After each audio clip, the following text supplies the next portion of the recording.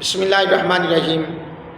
حدیث نمبر 101 اور حدیث نمبر 102۔ غسل کب واجب ہوتا ہے؟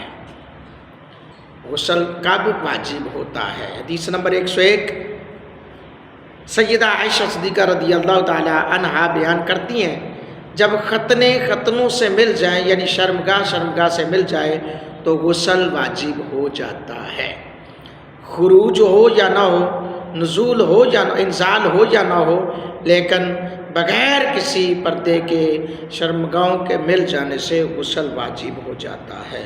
حدیث نمبر 102 ام المؤمنین عائشہ صدیقہ رضی اللہ تعالیٰ عنہا بیان کرتی ہیں، نبی اکرم صلی اللہ علیہ وآلہ وسلم نے ارشاد فرمایا، جب ختنے سے یعنی شرمگاہ سے مل جائے تو غسل واجب ہو جاتا ہے۔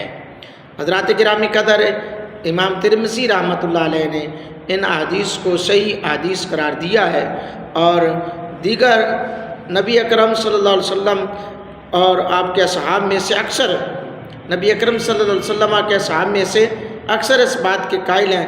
ان میں حضرت ابوبکر صدیق، حضرت عثمان، حضرت علی، حضرت عائشہ صدیقہ رضی اللہ تعالیٰ عنہما یہ شامل ہیں۔ ان کے علاوہ تابعین اور ان کے بعد والے فقہا بھی اس بات کے قائل ہیں کہ شرمگاہوں سے مل جائیں تو غسل واجب ہو جاتا ہے۔ حضرات گرامی قدر، یہی ہمارا مقصد ہے، دین کو سمجھانا ہے، اسلام کی معلومات کو ہم نے دینا ہے۔